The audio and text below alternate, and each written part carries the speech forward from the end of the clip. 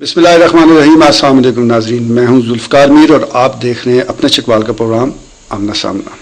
ناظرین، جیسے کہ آپ جانتے ہیں کہ ملک میں مختلف سیاسی، مذہبی اور سماجی تنظیمیں متحرک ہیں۔ ہر تنظیم کے اپنے مقاصد ہیں اور ان مقاصد کے حصول کے لیے وہ تنظیمیں کام کر رہی ہیں۔ ان تنظیموں میں ایک عالمی روحانی تنظیم کاروان ناجیہ کے نام سے یہاں کام کر رہی ہے۔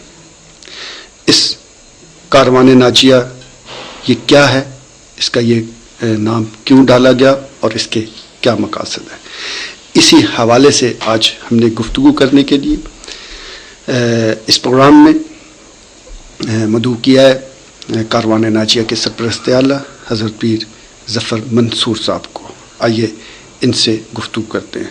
السلام علیکم حضرت صاحب، کیا حال ہے آپ کے؟ حضرت صاحب، آپ کا بہت شکریہ کہ آپ نے ہمیں وقت دیا اور اپنا چکوال چینل کے لیے آپ نے وقت نکالا، آپ کا بہت شکریہ۔ میں سب سے پہلے یہ پوچھنا چاہوں گا کہ یہ جو عالمی روحانی تنظیم کاروان ناجیہ ہے، اس کی بنیاد کب ڈالی گئی؟ میں چاہتا ہوں کہ آپ کی وساطت سے اور دوسرا جو ہمارا میڈیا ہے ان کی وساطت سے یہ میرے دل کے ارمان اور جو میرا چاہت ہے وہ بطور خاص عالم اسلام اور بطور عموم عالم انسانیت تک پہنچ جائے۔ تو کاروان ناجیہ کوئی تنظیم یا تحریک نہیں ہے۔ ناجیہ اس عمل کا نام ہے جو سیرت رسول صلی اللہ علیہ وسلم پر کاربند ہو، یعنی کہ شر سے نجات، جنگ سے نجات، حسد سے نجات، ظلم سے نجات۔ ناجیہ کا مقصد یہ ہے کہ دنیائے انسانیت کے اندر عدل، امن اور انصاف رائج ہو، اور اس عمل کے لیے آپ نے بنیاد کے جب سے میں نے ہوش سنبھالا ہے میں مصروف عمل ہوں آج تک۔ صحیح ہے۔ تو یہ جو آپ نے مقاصد بتائے ہیں کاروان ناجیہ کے، بڑے ہی اہم اور زبردست اس کے مقاصد ہیں۔ آپ جتنے عرصے سے کام کر رہے ہیں، کیا آپ کو لگ رہا ہے کہ ان مقاصد کے حصول کے لیے آپ کو کامیابی مل رہی ہے؟ یہ کاروان ناجیہ کا 4 بنیادی مقاصد ہے۔ جی۔ نمبر 1 خاتمہ فرقہ واریت، نمبر 2 وحدت امت، نمبر 3 اصلاح سیرت یعنی کردار سازی، نمبر 4 فلاح انسانیت۔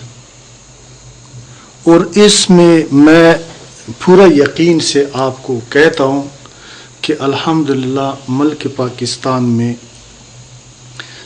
جن لوگوں تک میرا پیغام پہنچ چکا ہے سب نے ان کو لبیک کہا ہے، رد کسی نے نہیں کیا، اور الحمدللہ سب نے میرا ساتھ دینے کا وعدہ صرف نہیں کیا ہے، یہ آپ کو بھی معلوم ہے کہ عملی جد و جہد میں اس مقاصد اور ارمان کی پورا کرنے کے لیے میرے ساتھ الحمدللہ مصروف عمل ہے۔ اچھا حضرت صاحب، جتنے بھی لوگ کام کر رہے ہیں، چاہے سیاسی حوالے سے ہوں، مذہبی حوالے سے ہوں، فلاحی حوالے سے ہوں، کسی بھی حوالے سے، ان کے مختلف ہیڈ کوارٹرز ہوتے ہیں، پھر اس ملک کے مختلف شہروں میں ان کی شاخیں ہوتی ہیں۔ کیا کاروان ناجیہ نے بھی اس حوالے سے کچھ شاخیں قائم کی؟ الحمدللہ کوئی ایسے، ہمارا تو ایک روحانی مشن ہے، جس طرح تنظیمی کام کر رہے ہیں تو ہمارا کام ان سے تھوڑا مختلف ہے۔ جی۔ وہ یہ ہے کہ ملک پاکستان کی طول و عرض میں ہمارا ذمہ دار لوگ کاروان ناجیہ کا، ٹھیک ہے، انہوں نے ایک جگہ ہر شہر میں، ہر جگہ میں جدھر جدھر ہمارا رسائی ہوا ہے بنایا ہے، اس مشن کی فلاح کی خاطر، کامیابی کی خاطر لوگوں کو دعوت دے رہے ہیں، اور یہ کام بڑا زور شور سے جاری ہے، اور الحمدللہ دن بدن ہم کامیابی کی طرف جا رہے ہیں۔ اس کا ایک دلیل یہ ہے کہ آپ کو واضح کروں کہ ہمارے کام جو ہے نا یہ باتوں تک محدود نہیں ہے۔ ہمارے مشن میں ایسے ہم نے ایک درمیانہ راستہ جو کہ ساری انسانیت اس پر متحد ہو سکتا ہے اختیار کیا ہے، کہ اس میں اہل تشیع، اہل حدیث حضرات، اہل دیوبند حضرات، اہل بریلوی حضرات وغیرہ جی ہماری مشن کے ساتھ، ہماری کردار کے ساتھ، ہماری دعوت کے ساتھ صرف متفق نہیں ہے، سب ساتھ دے رہے ہیں۔ اور جو لوگ اس مشن کے ساتھ منسلک ہو چکے ہیں انہوں نے الحمدللہ خوشی کی بات یہ میر صاحب سب اس بات پر متفق ہے کہ ہم سارا مسلمان ہے، اللہ ہمارا ایک ہے، نبی ہمارا ایک ہے، دین ہمارا اسلام ہے اور قرآن ہمارا قانون ہے. ہم قرآن و سنت پر یقین رکھتے ہیں اور اس کی روشنی میں الحمدللہ دن بدن تیزی آ رہا ہے. تو آپ کے کہنے کا مطلب یہ ہے کہ جہاں جہاں بھی تنظیم کا یہ پیغام پہنچ رہا ہے اس کے جو ہمدرد ہیں یہ پیغام پہنچا رہے ہیں، لوگ اس کو قبول کر رہے ہیں اس پیغام. بالکل آج تک کسی نے اس پر اعتراض نہیں کیے، حتیٰ کہ سیاسی، سماجی اور مذہبی لوگ سب اس مشن کے ساتھ الحمدللہ جن لوگوں تک یہ پیغام پہنچ چکا ہے، میں ان کی بات کرتا ہوں، سب اس مشن کے ساتھ متفق ہیں. اچھا اظہر صاحب، یہ میں پھر اس بنیاد کی طرف آؤں گا کہ اس مشن کا آغاز کس سن میں ہوا، کتنے سال ہو گئے ہیں اس کے باقاعدہ اس کا آغاز؟ میں نے عرض کیا ہے جی کہ میں نے جب سے ہوش سنبھالا ہے یہ مشن میں نے شروع نہیں کیا، اس کا آغاز تو بہت پرانا ہے. یہ مشن میرے آبا اور اجداد کا تھا. یہ مشن میرا یعنی کہ ایک خاندانی، یہی ہمارا جو ہے نا وہ سب کا ارمان ہے، وراثت میں ملا ہے. لیکن پاکستان میں جب سے میں نے ہجرت کی ہے اللہ کی فضل سے اور پاکستان آیا ہوں، تقریباً سن تو مجھے یاد نہیں 32 سال ہو گئی. 32 سال سے اس طرف جو ہے نا اس ملک میں یہ مشن جاری.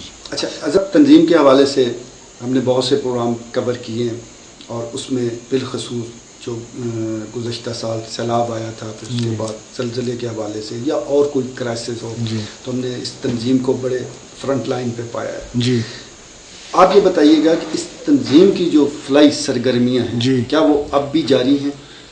جی الحمدللہ میر صاحب کہ پہلے بھی جو ہم سے ہو سکا ہم نے الحمدللہ اپنا اخلاص جو ہے نا وہ آپ کے سامنے کہنے کی ضرورت نہیں، جو ہم سے ہو سکا وہ ہم نے کیے ہے. اور جو فلاح انسانیت کے لیے، دکھی ہوئے دلوں کی مداوا کے لیے، غریب اور مظلوم کی دادرسی کے لیے جو حسب توفیق ہمارے پاس کوئی ہے توانائی، اس کو انشاءاللہ تعالی ہر وقت اس عوام کی خدمت میں ہوگا اور ہم مصروف عمل ہے اس فلاحی کاموں میں. اچھا اظہر صاحب، آپ نے تو اس کو بڑا مختصر کیا کیونکہ میں خود ذاتی طور پر وہ جو کارکردگی ہے تنظیم کے حوالے سے کہوں گا اس کا گواہ بھی ہوں کہ سیلاب کا معاملہ ہو، زلزلے کا معاملہ ہو تو یہاں سے کئی ٹرکوں کے ٹرک بھر کے گئے ہیں. اس کے علاوہ آپ نے ایک پل کا افتتاح بھی کیا، وہ بھی ایک فلاحی حوالے سے ہے.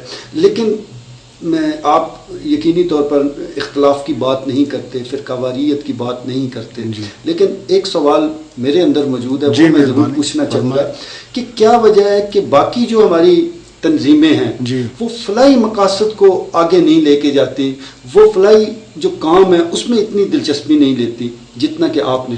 میر صاحب یہ کم وقت میں آپ کو پورا بات تو نہیں بتا سکتا اس لیے کہ ان کے لیے ٹائم ہوگا، لیکن خلاص میں آپ کی خدمت میں عرض کروں گا کہ اگر ہماری مذہبی جماعتیں، دینی جماعت اور جنہوں نے اپنے آپ کو مسلمانوں کے رہنما یا لیڈر سمجھے تو وہ اگر میں اور وہ سب اگر سیرت رسول کی طرف دیکھے، حقیقت اسلام کی طرف دیکھے، یہ فلاحی کام اور انسانیت کا خدمت سب سے پہلا میرا اور دوسرا مذہبی جماعتوں کی رہنما اور کارکنان کا فرض ہے، یہ کرنا چاہیے. سوال بات یہ ہے کہ وہ کیوں نہیں آگے آتا ہے، وہ تو بات ان سے پوچھنا چاہیے. جی صحیح. ورنہ ہم لوگوں کا دوسرے لوگوں کی بنسبت ذمہ داری زیادہ ہے اور اس بارے میں ان لوگوں سے پوچھ کچھ زیادہ ہوگا جن کو دین کا حقیقت، امر و نہی، اللہ کے احکام کی زیادہ معلومات ہو، وہ زیادہ ذمہ دار ہے. اور اس میں بھی اپنے آپ کو ذمہ دار سمجھتا ہوں. بالکل صحیح ہے. اچھا اظہر صاحب، ہم نے دیکھا ہے کہ جو بھی تنظیمیں کام کرتی ہیں، چاہے کوئی بھی فلاحی کام ہو، جس طرح ابھی سیلاب آیا ہوا ہے تو ملک کے جو مختلف حصے ہیں وہاں پر ان متاثرین کے لیے کیمپ لگ جاتے ہیں. جی. تو آپ نے کبھی کوئی چندہ اکٹھا نہیں کیا, کوئی اس حوالے سے کیمپ نہیں لگایا, تو کہاں سے یہ چیزیں آ جاتی ہیں؟ جی مہربانی, بہت اچھا سوال ہے میر صاحب. میں نہ مشن نہ کاروان ناجیہ کو, نہ اسلام کو اور نہ اپنے اسلاف کو بدنام کرنا نہیں چاہتا. میں نے سوچ سمجھ کے ساتھ دوسرا عام لوگوں سے چندہ اس لیے نہیں مانگا کہ شاید کسی کے دل میں یہ نہ آ جائے کہ پیر صاحب اب تجارت کرنا شروع کیا ہے. تو پھر میری سوچ کے مطابق جو میرا اپنا میرے ساتھ وابستہ لوگ ہیں, اگر وہ کراچی میں ہے, اگر وہ سندھ میں, اگر بلوچستان میں ہے, پنجاب میں ہے, سرحد میں ہے, یا امریکہ میں ہے, برطانیہ میں ہے, انگلینڈ میں ہے, فرانس میں ہے, میں نے اپنی وابستگان سے اپیل کیا ہے کہ آپ اس مشکل گھڑی میں اپنی مسلمان بھائیوں کو کا ساتھ دے دے, اور جو آپ سے ہو سکتا ہے حسب توفیق آپ مدد کر لیں. تو میں نے یہ مدد اپنی وابستگان سے لیا ہے, جو کچھ میرے پاس تھا وہ بھی اس میں شامل کیا ہے, اور آئندہ بھی میرا یہی خاکہ ہے. میں میر صاحب یہ دین کو اتنا خوار اور محتاج دیکھنا نہیں چاہتا کہ وہ ہر در کے پاس جائے اور بھیک مانگے.